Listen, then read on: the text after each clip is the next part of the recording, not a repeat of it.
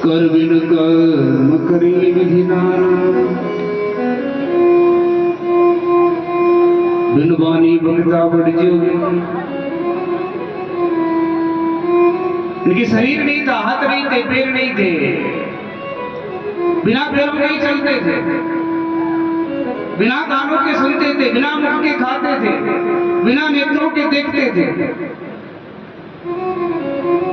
बिना मुख के बोलते हैं, वाणी नहीं है जिनके फिर भी बोलते थे। ऐसे महादेव प्रतिष्ठित थे जिनको अविनाशी कहा जाता है। निराकार परब्रह्म परमात्मा अखिलेश्वर जगत के कारणभूत ऐसे महादेव थे बिल्कुल निराकार, जिनका कोई आकार नहीं है, उनको शिव कहा जाता है। उन निराकार परमात्मा ने एक बार मन में विचार किया कि मुझे एक हो जाना चाहिए। अगर मैं ऐसे ही रहूंगा, सुन नहीं बना रहेगा, एक भी नहीं रहेगा, तो मुझे जगत के कल्याण के लिए, जगत की रचना करने के लिए एक हो जाना चाहिए। उन भगवान महादेव ने हजारों वर्ष तक जो निराकार स्वरूप थे उन्होंने चिंतन किया। ध्वनि मात्र का वो निराकार एकाएक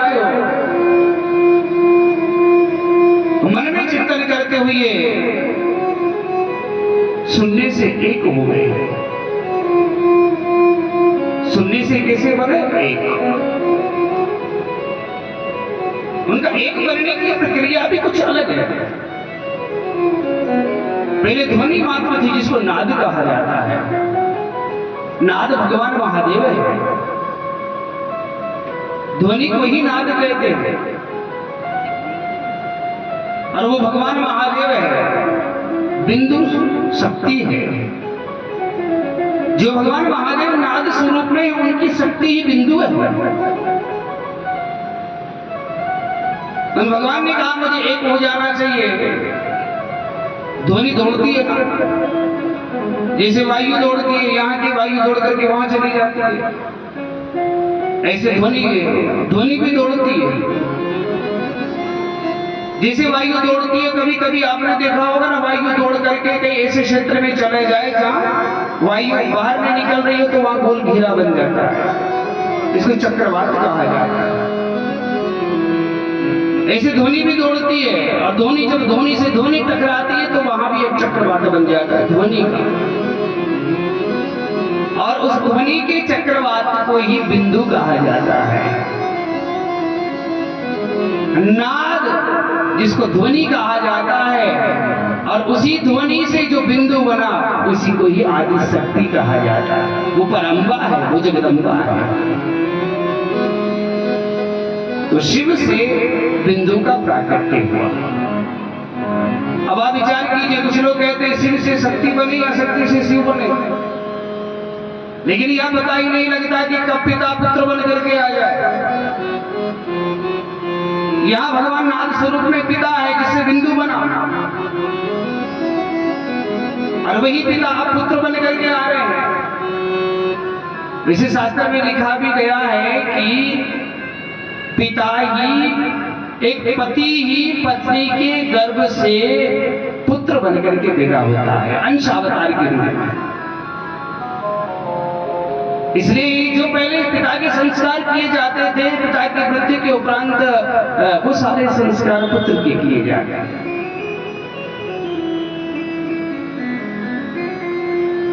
तो यहाँ नाद से बिंदु का प्राकट्य हुआ।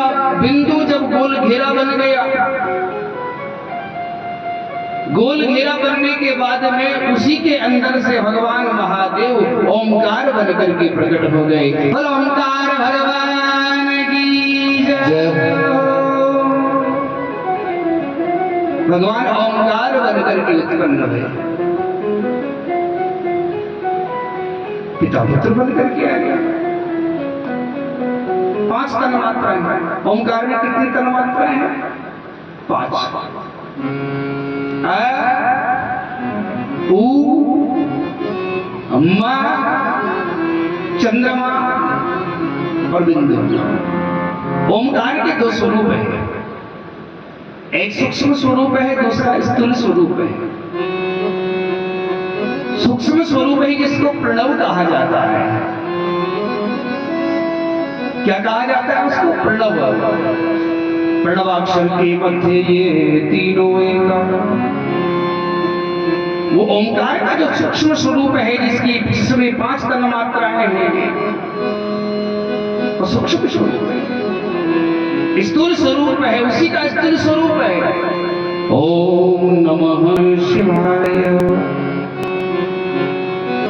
योगी लोग ओंकार सूक्ष्म स्वरूप का जिक्र करते हैं, और हम जैसे सारी व्यक्ति है वो स्थूल रूप का जिक्र। ओम नमः शिवाय ये हमारा पंचमंत्र है। ओंकार जो उत्पन्न हुआ उसी ओंकार से भगवान का ये पंचाक्षर मंत्र बना। ओम नमः शिवाय मंत्र बनकर के प्रकट हुआ।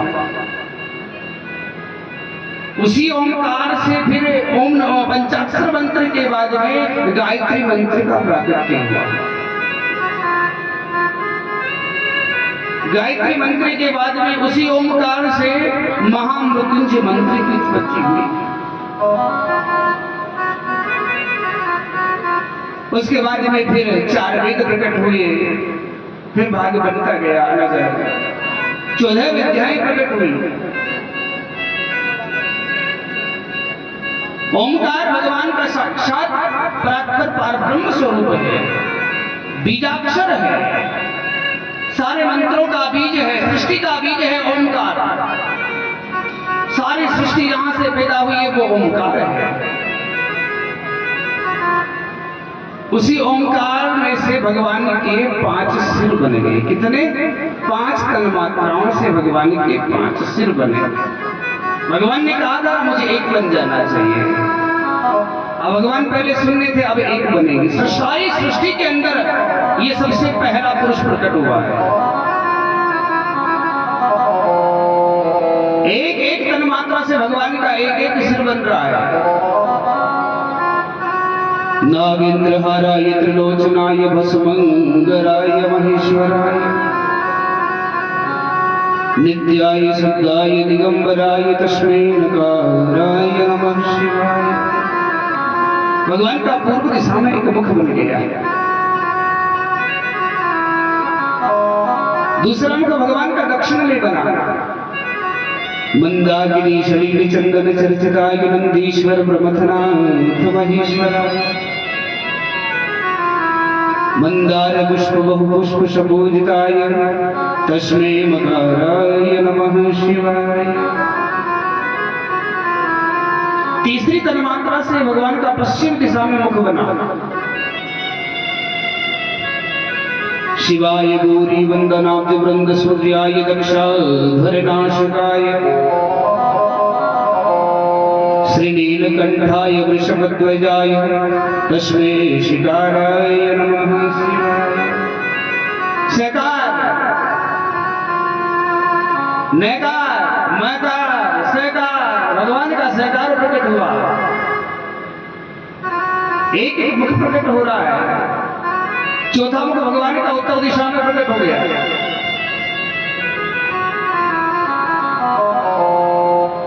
वशिष्ठ कुंभोद भवगोतमार्य मुनीन्द्र देवार्चित शीघ्राय चंद्रार्क वैश्वानर लोचनाय तस्मै वकाराय नमः शिवाय। वकार स्वरूप भगवान का प्रकट हुआ। 4 सिर बन गए भगवान के। 4 दिशाओं में 4 सिर हो गए। अब आपके मन में विचार आएगा कि भगवान का 5वां सिर फिर कहां बना? भगवान 4 मुखों से 4 दिशाओं में देखते हैं, तो 5 में से कहां देखते हैं? फिर बोले भगवान का 5वां सिर आकाश मंडल की ओर है। और कैसा स्वरूप है? यक्ष स्वरूप है। यक्ष स्वरूपाय जटाधराय विनाग हस्ताय दिव्याय देवाय दिगंबराय तस्मै यकाराय नमः शिवाय। भगवान का 5वां सिर आकाश मंडल में है और भगवान 5वें सिर से आकाश मंडल को देखते हैं। भगवान की दृष्टि सर्वत्र है। चराचर जगत के अधिपति है महादेव। भगवान 5 सिर लेकर के प्रकट हुए, 10 भुजाएं प्रकट हो गई। भगवान के मस्तक पर त्रिपुंड लगा हुआ है, भस्म का त्रिपुंड है, चंद्रमा शोभित है, सिर से गंगा बह रही है। भगवान साक्षात रूप लेकर के प्रकट हो गए। भगवान ने डमरू का वादन किया, शंख का वादन किया, संपूर्ण प्रकृति ने भगवान का स्वागत किया।